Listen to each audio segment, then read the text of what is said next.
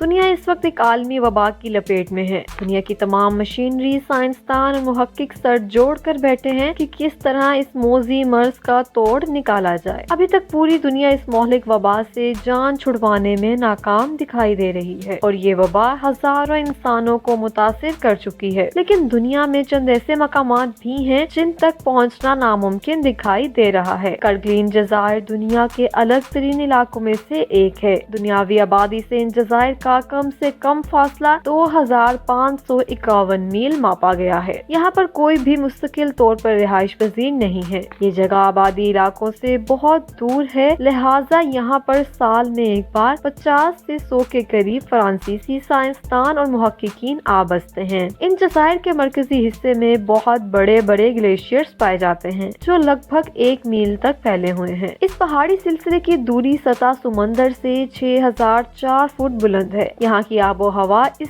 قدر سخت ہے کہ ایئرپورٹ کی سہولت دستیاب ہونے کی صورت میں بھی کوئی انسان یہاں کا رخ نہیں کرنا چاہتا، جبکہ بحری بیڑوں کی مدد سے یہاں پہنچنا ہر ایک کے بس کی بات نہیں، کیونکہ ایک جہاز کے اخراجات سن کر ہی عام انسان کے ہوش اڑ جاتے ہیں۔ یہاں پر پہنچنے کے لیے بحری بیڑا جو کرائے پر لیا جاتا ہے، اس کے اخراجات لگ بھگ 17,000 امریکی ڈالر کے قریب ہیں، کیونکہ یہاں پہنچنے کے لیے جو بحری بیڑا استعمال کیا جاتا ہے وہ یہاں پہنچنے کے لیے سال میں صرف 4 بار ہی سفر کر سکتا ہے۔ اس لیے کہا جاتا ہے کہ وبائی امراض کا یہاں تک پہنچنا ناممکن ہے۔ ایک اور جزیرہ ریسٹان ڈرکولینا واقعی دنیا کی نظروں سے اوجھل تو نہیں، لیکن یہ دنیا کا دور افتادہ ترین جزیرہ سمجھا جاتا ہے۔ یہ جزیرہ جنوبی افریقہ کے دارالحکومت کیپ ٹاؤن سے 2400 کلومیٹر اور برازیل سے 3360 کلومیٹر دور بحر اٹلانٹک میں واقع ہے۔ اس جزیرے میں کوئی بھی ایئرپورٹ نہیں ہے، لیکن سال میں ایک بار بحری جہاز اور کشتیوں کے ذریعے لوگ اس جزیرے کا رخ کرتے ہیں۔ اس جزیرے کا واحد ذریعہ آمد و رفت بھی یہی ہے۔ کیپ ٹاؤن سے ریگستان پہنچنے کے لیے بحری بیڑے کو 7 دن درکار ہوتے ہیں۔ اس جزیرے پر انسانوں سے زیادہ پرندے آباد ہیں۔ اس جزیرے کی کل آبادی 300 کے قریب ہے۔ دنیا سے الگ ہونے کے باوجود اس جزیرے پر ٹیلی ویژن اور انٹرنیٹ کی سہولت موجود ہے، تاہم یہاں پر انٹرنیٹ کی رفتار باقی دنیا کی نسبت انتہائی کم ہے۔ آبادی کم اور ذرائع آمد و رفت نہ ہونے کے برابر کی وجہ سے یہ علاقہ ابھی تک اس موذی مرض سے بچا ہوا ہے۔ ایلی-6 ریسرچ اسٹیشن تکنیکی بنیاد پر روح زمین کے اس شدید ترین آب و ہوا کے علاقے میں تعمیر ہونے والی سب سے پیچیدہ عمارت ہے۔ کئی سہولیات سے لیس یہ عمارت دنیا کی پہلی نقل و حمل کے قابل بنائی گئی ہے، جو زمین پر کچھ تکنیکی مقاصد حاصل کرنے کے لیے استعمال کی جا رہی ہے۔ ایلی-6 ریسرچ اسٹیشن برطانیہ کے اٹلانٹک سروے کے لیے انٹارکٹیکا کے انتہائی جنوب کی جانب برف کی انتہائی موٹی سطح پر موجود ہے۔ اس علاقے میں درجہ حرارت -79 سینٹی گریڈ تک گرا ہوا ہے۔ ریسرچ اسٹیشن کی تعمیر کے لیے ماہرین کو مکمل ماحول فراہم کرنے کے لیے تمام تر انتظامات فراہم کیے گئے ہیں۔ اٹیکور ٹورمیٹ